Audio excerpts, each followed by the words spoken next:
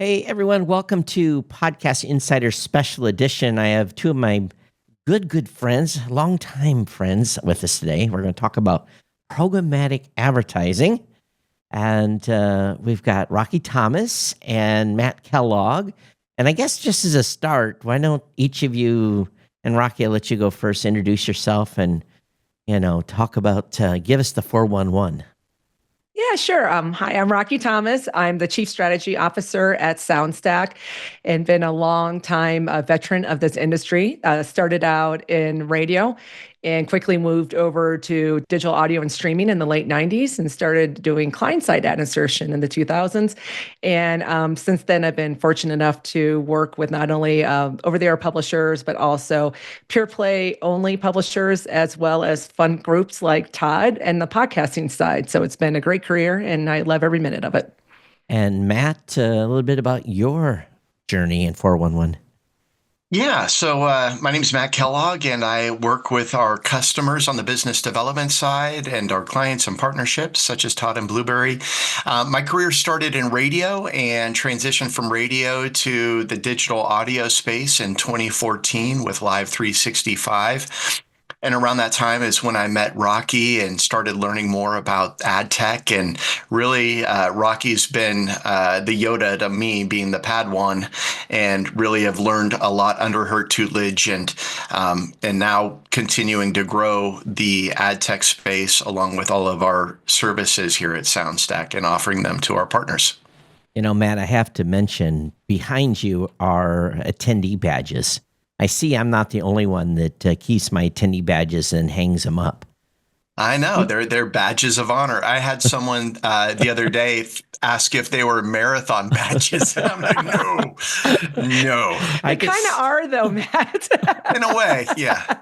I think I'm on my fourth nail in the wall somewhere, and it gets kind of crazy. Like, my God, I've been to a lot of conferences, but I think you guys go more than any, but I actually found ones from my basement from Comdex. Oh, now I'm starting to date myself. Oh my gosh.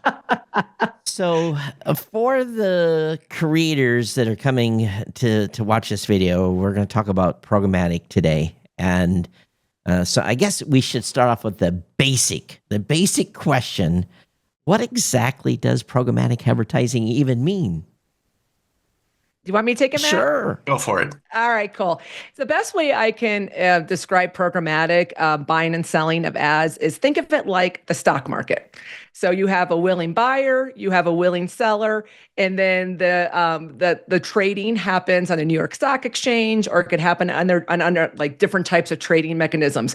But that's really what it is. It's the ability to offer your inventory, your available time to an open marketplace that allows a willing buyer, that would be an advertiser, to bid in real time on that opportunity at that moment, at that second, for that demographic that they're looking for. So instead of buying Google for 500 or Meta, whatever they're calling themselves now, yeah, I would be actually called Google. I would be buying show XYZ for. Or it could be sometimes an audience. Sometimes it could be like, say, I'm Fidelity Bank, and I'm looking to go ahead and talk about my new type of brand extension or product that I'm doing. I want a financial or economic podcast, and say I have a new location in LA, and we can geo-target to LA, and I want to go ahead and focus on that audience. So sometimes it's by the audience, and then sometimes it's like, I just want all the true crime podcasts. Sometimes I just want all the current news podcasts. So really, we can actually target, the advertiser can target either by what we call an audience, or also by the show or the station or the publisher, as we like to say. I've noticed in my own show that it can vary hour by hour, minute by minute. What someone on the West Coast hears may be different than what someone in Florida hears. So it really is kind of like this orchestra, and it's just the ads are firing all over the place on a consistent basis, but sometimes there's not an ad. So it's kind of funny. It's how the fill goes It in is. time. And when people ask us to like, why is this happening? I'm like, it is, I call it the spirit animals of economics, just because, I mean, sometimes like when there's more demand, that's also when you start seeing higher CPMs. When there's less demand, it's a total supply and demand economy. I mean, the reason why I started doing ad insertion in the early 2000s is that when I was selling radio, I saw that there was a lot of waste in the model, meaning that it wasn't, sometimes an advertiser wasn't a great fit across our entire audience for, like, say, a rock station. And I really wanted to believe that, in the future that we can make commercials that are more like content because they're relevant. I want to know how to, the best wine's out. I want to know when Social Distortion's in Denver. I want to know these certain type of things. There's probably certain types of advertisers that are not as appropriate for me. So that was always kind of like the big dream, is try to make advertising more relevant. So then it's less annoying, and then hopefully you get a better conversion for the advertiser as well. So oftentimes podcasters ask me, what's the CPM? What am I going to make on these ads? And, sometimes I have to go, well, it depends on the minute. It depends on the topic. It depends on who wants to be exposed to your show. It's kind of like this automated bid system. So it's not like I'm buying your show for, it could be different prices for different shows. It's all over the board. And you just pray at the end of the month that the average is, it averages out so that 3:00 in the morning ad that someone listens to is probably paying, hopefully when someone's listened to this. Well, the thing is with podcasting, they could have downloaded that show at midnight and listened to it for 3 days later, but the ad's still there. So this is kind of the hocus pocus that's played, isn't it? I can talk a little bit about the pricing. It is a challenge because we see the fluctuation in CPM rates going, and it could be anywhere from, $2 to $12 to $15. And there's some variance on, when and how those CPMs can get a little bit higher. We see things like towards the end of the month when advertisers are looking to clear inventory, they're going to pay more to get it up. And with the nature of programmatic, to Rocky's point, that's where you kind of start seeing everything go up because they want to bid and get that. I don't want to call it a dirty little secret, but it's the truth that isn't so much talked about is advertisers want to get their ads on content, whether that is an audio ad into a podcast, a display ad, an ad on Google, a video ad. They want to do it for nothing, for as cheap as they possibly can. And we can't fault the advertisers for that. That's just the nature of the beast and of the business. And so folks are typically trying to get the lower ones, so we're not seeing skyrocketing growth, but know that as more demand comes online, as your show becomes more, with more listeners coming onto it, and now is kind of starting to kind of catch the eye of these demand partners, these programmatic partners, the bidding and the process of programmatic, really, that's when it starts to shine, because that's when we start seeing higher CPMs.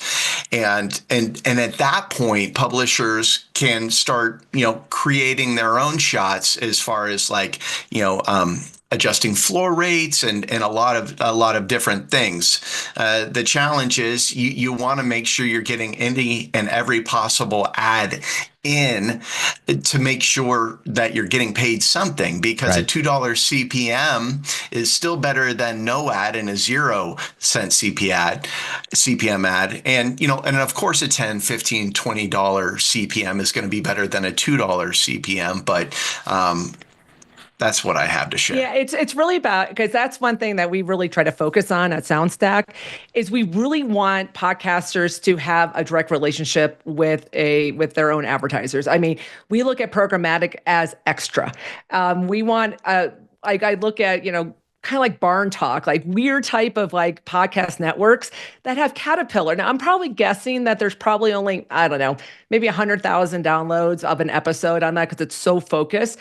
But they've been able to create a really good, revenue model because they're so focused on the content. And I always want to tell podcasters, and you hear Tom Webster, yourself, Rob, all you guys talk about that. It's really like, get your audience correct, because once you get your audience right and you're able to really build that community is when you are able to bring in the direct advertisers at the higher rate. Right. And that should be your bread and butter. I mean, that Right. is really what you want to drive for.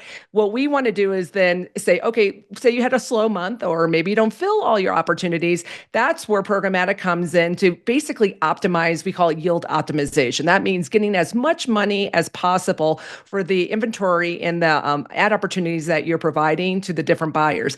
But I love direct because I think direct, and I'll be honest with you, I'm okay with stitching ads, even though I am a dynamic ad insertion girl. I think that when you use mixed modeling on your revenue side, it basically spreads out the risks that you might have if one element of the industry goes up or down.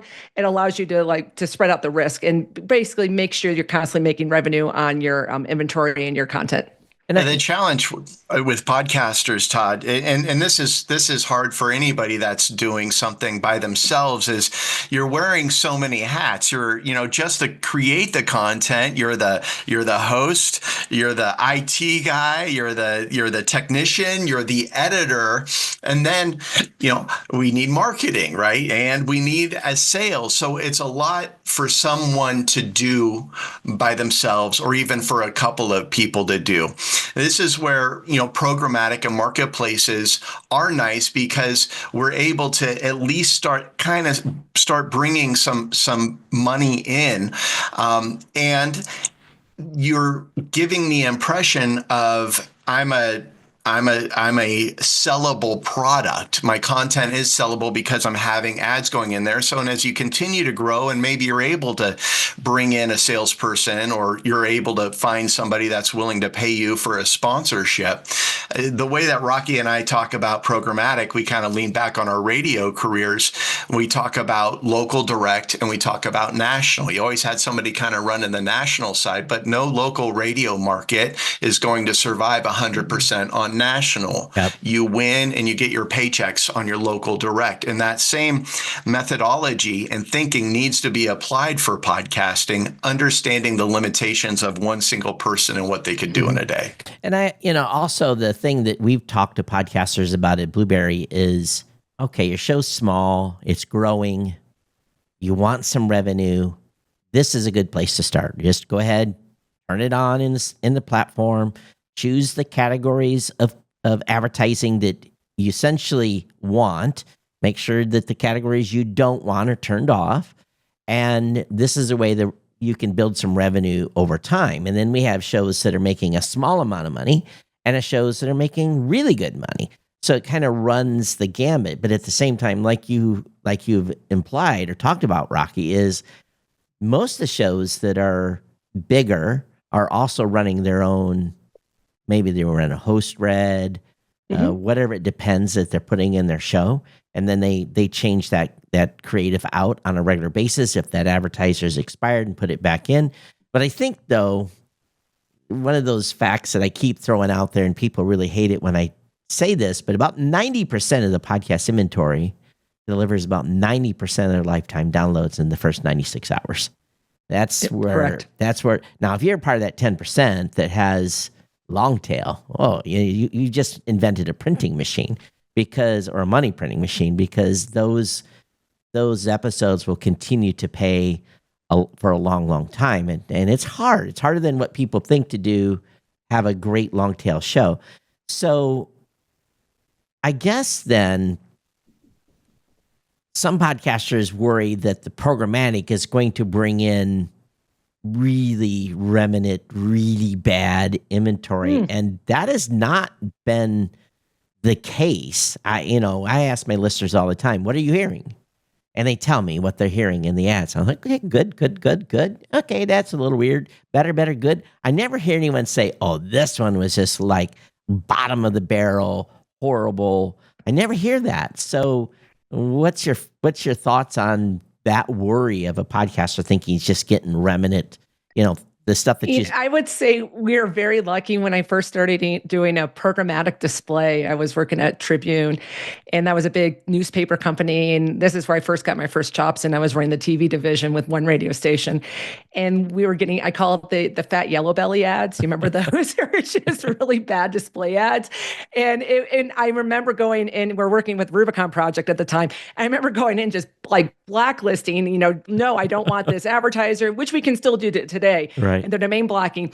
I think the benefit of audio being about 5 years behind on that is that we really didn't have like bad ads. I mean, we get sometimes improperly placed ads. Now that's brand suitability or safety. Sometimes you get into that type of situation, but we got really lucky that it takes a little bit more time to create an audio piece of creative. So I think there's a little bit of a barrier to entry on that side, where a display is something that a lot of people go ahead and do. I think that's also helped us out. I think in the beginning, what our biggest issue was, and we're seeing this on CTV, if you ever watch any CTV, is that in the beginning it was frequency capping. So you'd see the same ad after within the same like break. And when I watch CTV, I'm like, oh, I feel for them, because we went through that problems in the early days and we got rid of it. We like Home Depot, Geico. Right. And so we're now ahead in certain aspects with other parts of the display ecosystem. But I think from it's really good brands. I think what we're starting to see now, and what Matt was talking about, why we get so excited, is that what was always the challenge in early programmatic audio was the lack of what I call demand diversity. And that means that if you, especially on over-the-air broadcasters that have like a 5-minute spot break, which would be essentially, if you want us to fill the whole thing, would be 10:30s, right, that you really have to have enough demand categories. That could be telecommunications, that could be retail, that could be all these other ones. And because we don't want to be putting Chevy next to Ford, that's called an adjacency. So we really try to respect the categories within that break. And so now we're getting so many more people involved. I think the political, the podcast election, as we like to say, really help brands go, oh, wow, this is something I want to get involved in. So now we're seeing more diversity, which makes it really exciting because you get less burnout.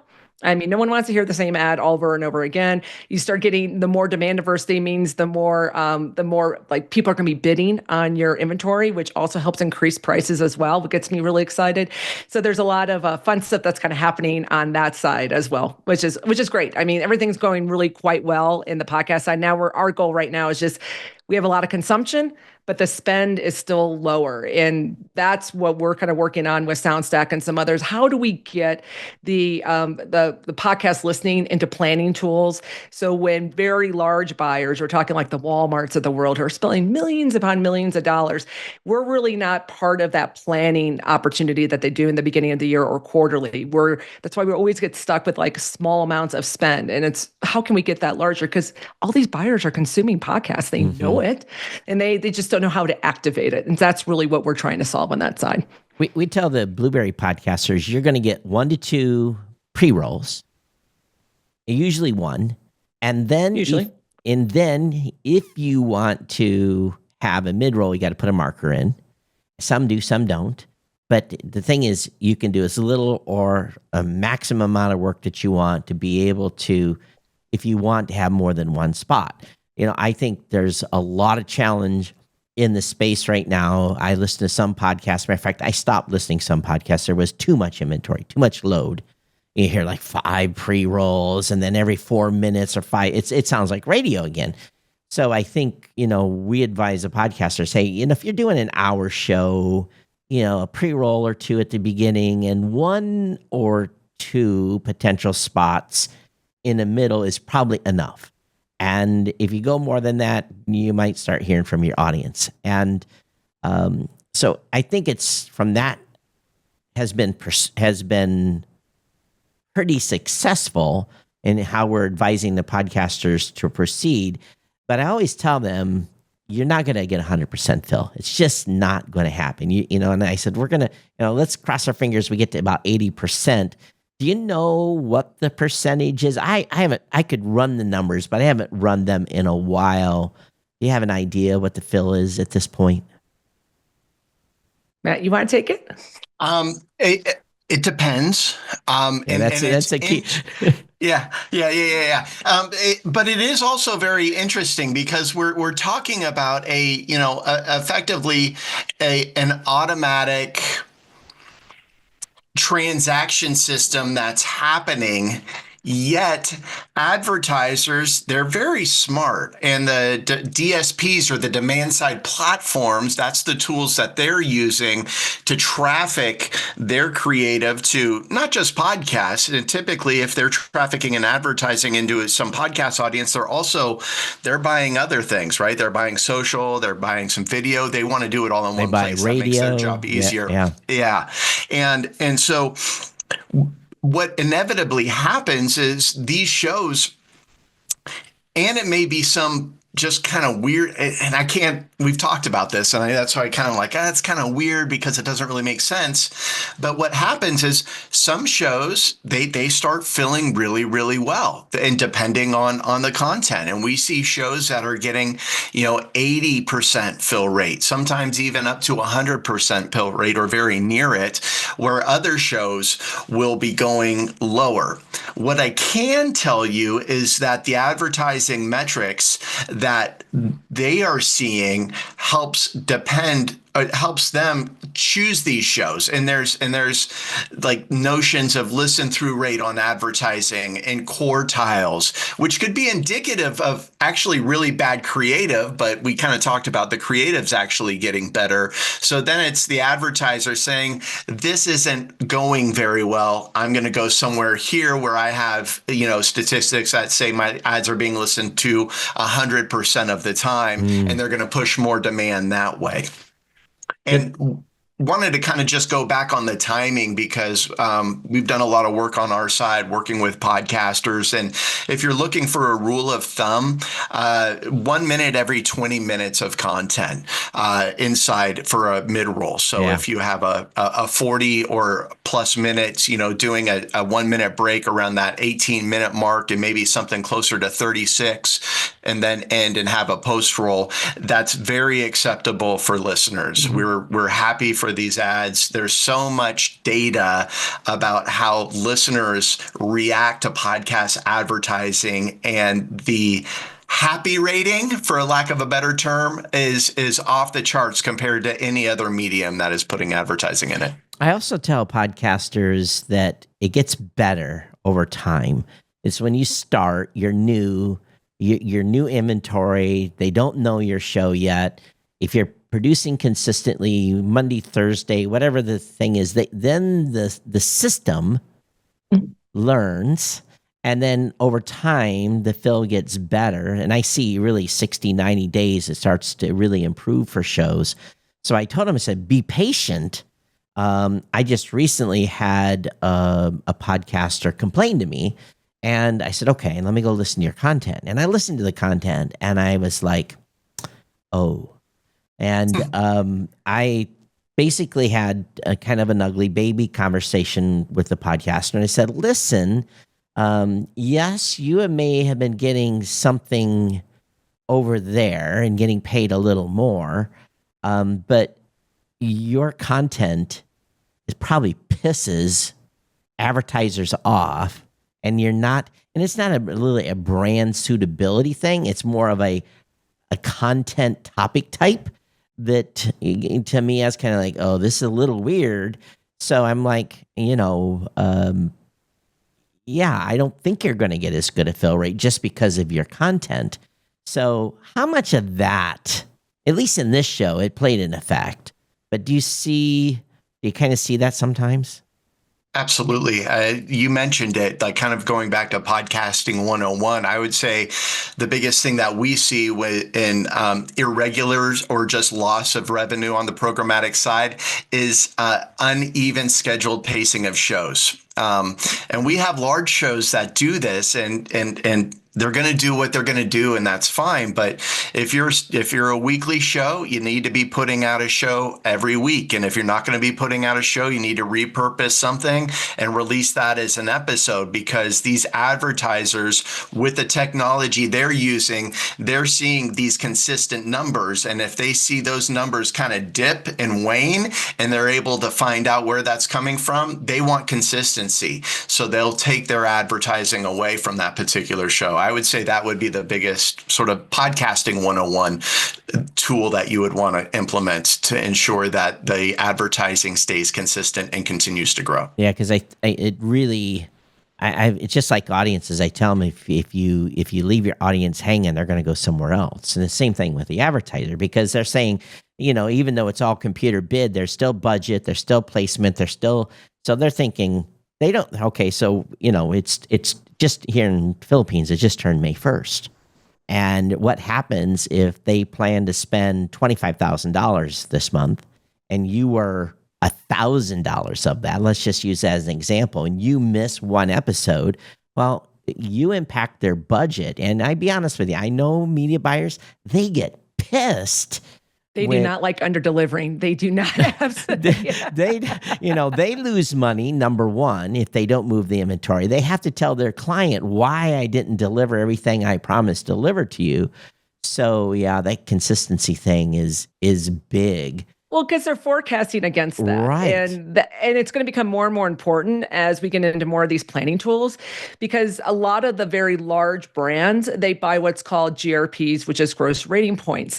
And that's basically, it could be in Denver, they want to do 10 points. It equals 100, but they want to do 10 points in Denver because they have a lot of stores there. They want to do X amount of points. And that's really based on the amount of unique listeners or consumers that they're reaching based on the census data that they have. And they come up with all these little great formulas for that. But they're kind of depending on having that consistency of inventory so they can spend against it.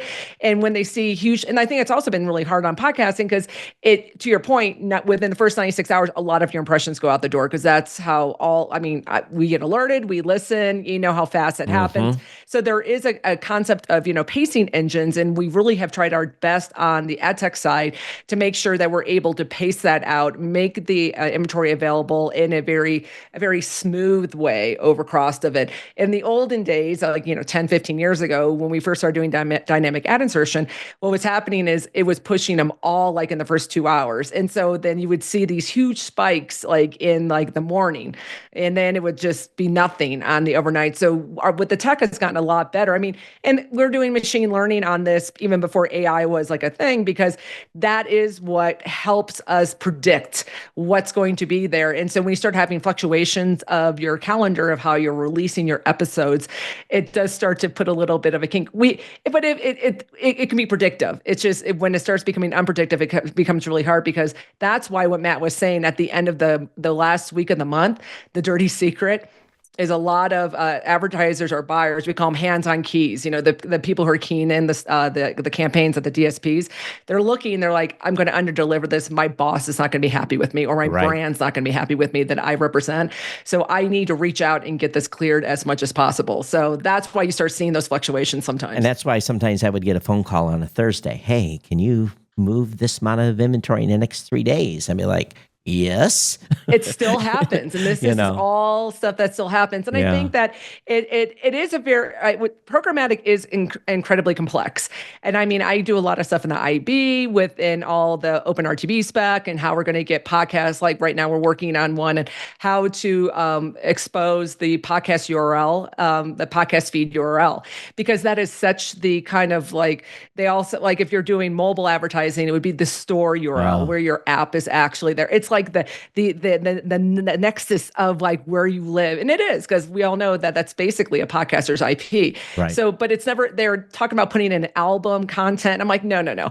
Can't we just call it podcast feed URL so we can be very explicit? So then that way it makes it easier on the demand side, where they're like, hey, I want to know this podcast for transparency, what I'm buying. And then we're like, here's URL. You can go right to it, and you can go and listen to yourself, because it has all of their episodes in there within the RSS enclosure. So it's these little things that we have to kind of think about, because podcast is special. It is very special. And I probably have lost hair on, when we were doing campaigns manually and I was spreadsheeting everything, and you're like, okay, I'm going to put 3% over what the budget is, so I basically was rolling the dice that we would basically grow 3%, or somebody would have a real great episode or whatever. And it was amazing. It was always within a point or two until someone said, "Hey, I'm going on vacation." And I'm like, yeah, no. And I need those deliveries. And then I would have to scramble to add inventory. And of course, then on any type of advertising it happens, sometimes the performance would take a hit because you threw somebody in at the end. It didn't have enough repetitions yet to get the reaction.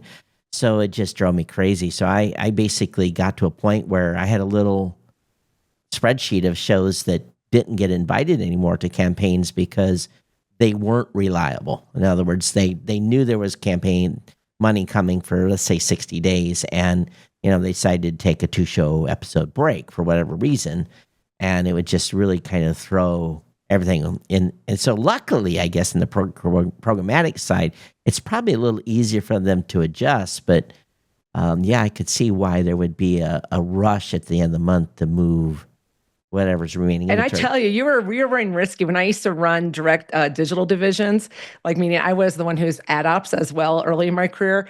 I would only go to 80% sell-through rate because I was like, it was, which made me really sad because I left money on the table, but also I had a little bit of extra squeeze if I did, because if those demand partners are coming to me, I wouldn't totally take advantage of them on rate, but I would do a 10 to 15% like extra of like, hey, I'm sold out. I'm going to have to preamp or bump something, even though I might not have to. I would say that just so, because I'm like, but I used to keep that in there. And some months I would know I'd under, when I say that, I know I left about 15 to 20% on the table. To your point and that was on direct sales, meaning it wasn't programmatic. I knew exactly what I had and I was trafficking on that because we didn't have these type of systems of inventory forecasting. I mean, we're talking, I lived in spreadsheets and pivot tables like forever, trying to manage campaigns in the good old days and trying to use web trends to figure out my traffic and all those other kind of crazy stuff. So it's definitely, but I think what I love about our partnership that we have together is that, and why we were just reminiscing about this. It was like, I think it was Nashville 2021. And that was the podcast movement that was kind of crazy. I don't know if you remember everybody, it was like the super spreader event of COVID. And it was like half the people didn't show up and there was an iHeart party and the bar stayed open. It was one of those crazy nights. And I remember that Matt and you're like, okay, I'm finally going to go ahead and do this. Cause you were like one of the ones that I've always wanted to like bring on. And cause I see the opportunity of working with like Blubrry because it gets people into programmatic. It's a nice entry point. And I do totally believe in the law of attraction. And Matt was talking about that earlier, is that when somebody's listening and say, you never know, there could be a CMO for a big brand. You just don't know who your audience is. Sometimes they're like, wow, they have advertising. I wonder if I could advertise in there. And so it's just as a way of kind of, making it sound like, hey, I am a big enough podcast that I'm able to go ahead and track like O'Reilly's Auto Parts or a Geico. Because I mean, they are blue chip brands that, as you know, come in there. What's funny was we're trying to get more into like targeted stuff. So I love when I hear like a Denver ad because I'm in Colorado, and that gets really exciting to me because it becomes more relevant for the listener as well. Now, something I hear from the podcasters is they have an audience member get an email from someone in a company that they heard the ad from that was part of that company. How did you get that ad? And they're like, it comes automatic. The magic of Todd at Blubrry. I don't know. So there's been relationships developed from listeners that said, wow, that's my company being advertised. I didn't know how I got in there, but then there's these personal, so you never know who's listening. So it's on the listener side that could be, if you think about the randomness of the ads, and it's, I've heard some really, in Michigan, I was hearing DNR things right around deer hunting season. Make sure you get your license and deer safety. And it was kind of a public service type of thing. And someone that was listening to my show worked for DNR. And I said, how did you get that ad? And I'm like, well, it just, it's magic. It happened. It's the magic of our partnership with SoundStack. But those are the ones that actually make sense. You start looking at that, and I think, the trends I'm kind of seeing moving forward is, I think with everyone transcribing their podcast now, which is really exciting. I love that. Yay in the podcast 2.0 spec. And then also what that does is it exposes a lot of contextualness that, what we're doing at SoundStack is trying to index those. So Right. it becomes more relevant. And so I want to bring up one-to-one targeting is great. I love dynamic ad insertion. I wish it was used a little bit more finite than it is today. But I think if we're able to go ahead and bring up to more contextualized trends and other ways that we can target, I think it would definitely help out some of the more current or the more news-based type of podcasts that are out there. But also I think it will also help out, like say Chipotle wants to get into Mexican, recipe podcast or something like that. It allows us, and maybe it's a food podcast that just happened to have a bunch of like Cinco de Mayo episodes coming around. It allows you to kind of target that a little bit more efficiency to get a better return on ad spend, which is really what our end goal is with working with advertisers.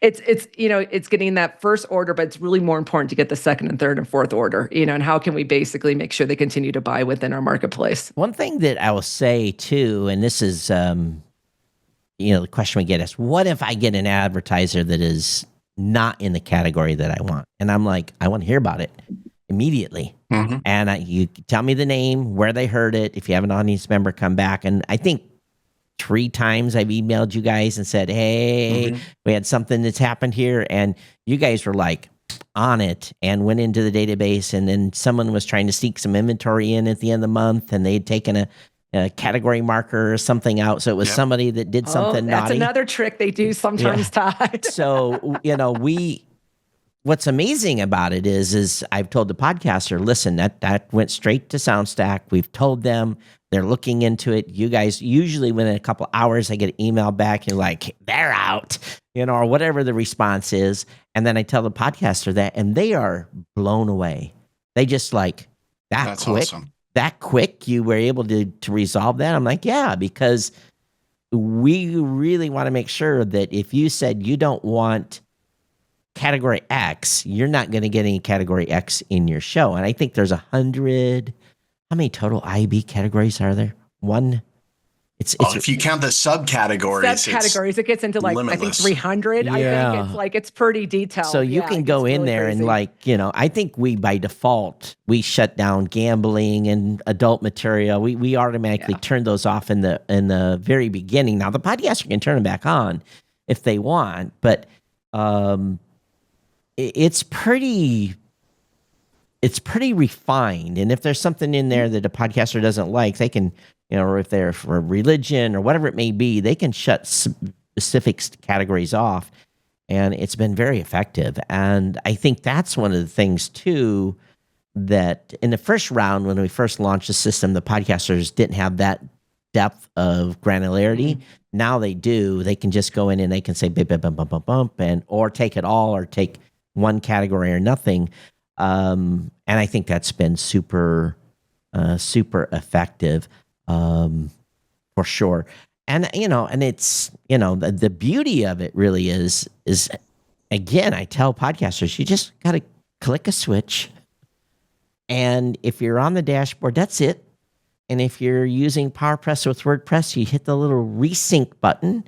And in 3 minutes, your entire inventory is now monetized. And people like, how do you do that? And I'm like, well, that's what we build into the system. That's how we worked with SoundStack to make this integration work.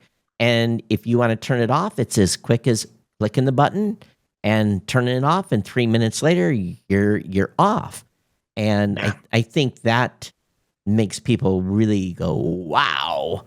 And you don't have to have a minimum. Now, if you have a small show, you're not going to make a lot of money. Okay. That's just kind of the way it goes, but maybe you need to take mom to dinner money or take your partner to, or whatever it is. You may make enough to do that depending on the size of your show. But I think try to set realistic expectations with the creators too. I think, the first sort of like golden truth is there's no other medium on the face of the planet where you can monetize something out of the gate. No. with podcasting and with programmatic connections. Yep. Obviously, the learning curve and understanding, the amount of revenue that is generated is wholly dependent on the audience, but there is no other medium in the world where you can do that. And that's insane. And for those smaller shows, it's more of like a YouTube story, but I put stuff out on YouTube. I'm not going to share it because it's not that great. But I remember that I put out a piece of content, and for whatever reason, there was more viewers than there wasn't typically. And when I went to go play it, I got an ad. I can't tell you how excited I was. I didn't get paid for that ad. Right. It was like they monetize my show like I'm somebody, and there is that sort of effect. And yeah, again, one being that there's no other medium in the world where you can monetize episode one out of the gate like podcasting. That is such a benefit and such a beautiful thing. But from there, the space that we're in is still emerging. It's still evolving. And for content creators, you need to get excited about that. Yeah, the tech that we get and that we're able to the cool AI things that we're able to implement to make our jobs easier, that's all a part of it. But as it relates to monetization, that's evolving as well. So, if you're not happy with the ad load, if you're not, happy with the type of advertising that you're getting, don't be that person to just shut it off. Right. Just understand that this is evolving and growing. Those tools, we saw last year the dissolution of GARM, which had become sort of this global heavyweight of brand safety and suitability. You were flagged, I don't know how many times, Todd, I'm by sure. GARM, right? And so, but that's the evolution, right? We're going to try something, and that's not working, so we're going to not do that. Let's do this out, do something else. And one of the things that I like, if we're kind of talking about where we're going with the technology, Rocky talked about the idea of using those transcriptions for advertisers to better search and buy on keywords. Let's give that power to the hosts, right? I want to block advertisers based on keywords, right? So now that's not going to happen tomorrow, but when you start looking at the trends and the technology and where things are going, it's easier to kind of get an idea of where we are going as a whole in the industry. And that's very, very exciting. Yeah, and I like the idea of being able to say, no, can't be on my show, from a specific, and some people have, bigger agenda, more companies they don't want to support. But, now you have to go and, de-establish an entire category. If you want to block a certain, let's say you're trying to block a shoe brand, you're going to have to go into clothing and go into shoes, and you're going to lose everybody, not just one manufacturer. So I like that idea, being able to put a keyword and said, oh, I don't want XYZ as an advertiser. And it really then it equals the playing field in a big way. Because sometimes casinos get flagged and it's not gambling. They just happen to have the Beach Boys there. That's right. That's right. It's tough because it's like, we're not even talking about gambling. We're just doing a show at their amphitheater or what have you. So sometimes it's like, and I think, there are functionalities of doing creative review, and everyone's like, I want to review every single ad. And Impossible. I'm like, no, you don't. You really don't want to do this. I'm going to tell you personally, you don't want to do this. And another thing people have to remind themselves about dynamic ad insertion is just because you are getting the ad does not mean somebody else is getting the ad.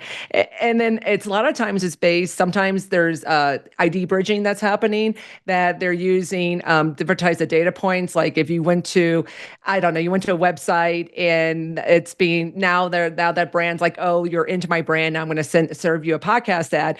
I always tell people, well, don't go to sites that you don't like because they're going to serve you ads. So if you don't like Trump or you don't like Harris, don't go to their sites because you're going going to get their ads. So it's funny how this the system works a little bit like this. And because I think a lot of folks, especially from the over-the-air broadcasting, they're very much used to the one-to-many model, and that's kind of like what stitched-in ads are, or and which is fine. It's more of a syndication model, but you have to understand for dynamic, that's not necessarily the same thing. It's and that's also one-to-one the reason why. sometimes. People understand, from what we're doing on the technical standpoint and how crazy it is for podcasts, is because we're really serving unique podcast episodes to each individual users based on their types of ads that are being put into them. And as you know, Todd, when it comes to CDN, we're trying to figure out, and we already have how to make it more efficient. So it becomes more sense for, it's not looked at as a huge cost for people to go ahead and start to, utilize dynamic ad insertion, whether it's direct or programmatic. I mean, the one thing I say that I am kind of shocked that podcasts haven't done, I'm going to do a little bit of a detour because I've been wanting to ask you about this, Todd. Why don't podcasts advertise about advertising on their own podcast more? It blows me away. I'm like, listen, I mean, we used to do this in radio all the time. Hey, you like the content? Come on. Because I think about that a lot. That's where I got my first early advertisers, and it wasn't a lot of money. I said, well, how much? Give me $300 for an episode. And they were happy to pay $300. And I really had no clue what I was doing. That's because how the thing started with GoDaddy. I didn't know. Podcasters might actually be the people who might have a vendor or a business in that industry. I mean, I know that Matt and I will listen to a lot of meta. I call it podcast shows about podcasting. So it's like, but we're in the industry, so it's not so far of a stretch if you have a very, like I'd say, niche or very kind of focused type of content. Like Dave Jackson uses like the railroad train guy, So it's like, it's not weird to talk about that and say, hey, if you have a store, an online store, you would like to advertise railroad trains, miniature trains, give me a call or whatever if you want to reach this audience. I'm just a little bit shocked that more podcasters don't do that. And I listen to a lot of podcasts. It's crazy. I don't know if you guys have heard this story before, but it's kind of funny. I was bitching one time about the Mac Mini, and someone from Apple heard that. And I had made this comment, if I could just talk to Steve Jobs for 15 minutes, I would tell him what I thought about this Mac Mini. I got a phone call like 2 weeks later, this lady on the phone. Hi, Todd, stand by for Steve. Steve who? What? No. Got on the phone with Steve Jobs and talked for 15 minutes about this POS Mac Mini that I had and how I hated this thing. It was the first edition Mac Mini. Yeah, the early days. And it was, it was trash. That is incredible. And I was brutally honest. And 2 days later, he sent me a MacBook Pro. No way. Yeah, absolutely. Oh my God, that's like one of the best tech stories ever. Oh my gosh. And customer service too. And Apple called me, and the Apple Ala Moana store called me and said, Mr. Cochrane, we have something here you need to come to the store. I'm like, what is it? Oh, you have to come to the store. And it was like when I walked in there and said who I was, like the pearly gates parted, come on in, and wow. and I walked up and they handed me this is from Mr. Jobs, and it wasn't signed. He just took one out of stock and sent it to me. But still, so you never know who's listening. And at the same point, I got this guy that called me and he says, I want to do, it was when Trump was still doing The Apprentice. And he was like, I want to do some. I said, oh no, that's a trademark thing. There's no way you can do this show. And I said, you'll have to talk to the organization and get licensing. Well, I know Mr. Trump. I will have him call you. I'm like, he'll never call me. Phone rang, one died. Coming headed towards Honolulu on the H3. My phone rang and it was Donald Trump. Then the Apprentice. No way. Absolutely, and of course. The conversation, I got one word in. Hello? Sure. And he's like, my God, Todd, don't worry. I love these guys. They're going to help out. We're going to make sure that we get a licensing deal for them. Blah, blah, blah, blah, blah, blah, blah, blah. And that's kind of how it went, right? And I'm like, oh, never happened. Okay. But you never know who's listening to your show. So these, going back to what you said, Rocky, why aren't podcasters saying, you got a company, you want it promoted, have a product, have a service? I wouldn't even make it an ad. I just make it kind of part of my bit in the beginning, like Yeah. every so often. So that's one thing that I always, because I do, even though Matt and I really focus on automation, Yeah, enablement, because we do CDN hosting, we do all Yep. this other stuff and the programmatic stuff. Yep. We really want podcasters to be successful. I mean, and that's where we're like we're not making money off of the direct stuff. I mean, maybe some ad serving, but it's really not the biggest moneymaker of our business. But we know that a healthy podcaster is a healthy industry. Yep. And that's why I always say, listen, you got to be balanced on your supply and your demand and how much you weight it, because it's, we can't undercut. And that's why we're so like very, very focused on keeping our margins as clean and Costco-ish as possible, as I like to say, because we want to get as much value back to the publishers. Yeah. We want them to continue to make content, because guess what? If we all start taking so much fees, That's right, and they don't make as much money, they're going to start going to go away, or we're going to become like over-the-air radio circa 1996, where you start having a consolidation, which we are having a little bit of that happening. But you have consolidation, then you don't have choice anymore. Yep. So we are very much, like you, we're an independent company. We want independent voices. We run Live 365, which has 4,500 linear broadcasters that are very much like podcasters. You can do Wagnerian opera 24/7 if you want to. I mean, or whatever type of format that floats your boat, or also hyper local type of stuff, which is, I think, a great opportunity for podcasts moving forward as well. So yes, we're excited. I think the programmatic space is going to continue to grow. I think that I wish more podcast networks would do what Blubrry is doing, because we really do try to make it as easy peasy as possible to enable this. We have the tools, we have the technology, we've even improved them with feedback from you, Todd. And we want to hear how we can make it even better for other folks, and the thing is, I think the way you approach it is great. If you want it, great, click this button. Yep. If you don't want it, hey, that's fine too. It's just another option. And if people want to go in and have that on there, I understand when people want to be totally value for value and have no ads. I totally respect that. We work with a lot of NPR affiliates on the linear side. I totally respect that. But if you should at least give that choice to your publishers if you're running a network. And for us, it's like how it kind of works behind the scenes is we get something dropped into one of our systems, and it's pulled into our system automatically, and it populates what the payout system is. And we do a QA on that. And then I think on the third day, typically around the 23rd or 24th of the month, we just go pay, and everyone just, the money goes out. And then ultimately, we do our financial transaction and settling up on bandwidth or whatever else is going on. But the podcaster it just shows up in their PayPal, and they're like, okay. And, I think this is the beauty of it. They have to do nothing but turn it on. And nowhere, like you said earlier, Matt, nowhere else gives someone the opportunity to monetize on day one. Now, I'll be honest, we do for brand new advertisers, someone that's never run programmatic. I do every day a review of the shows that applied.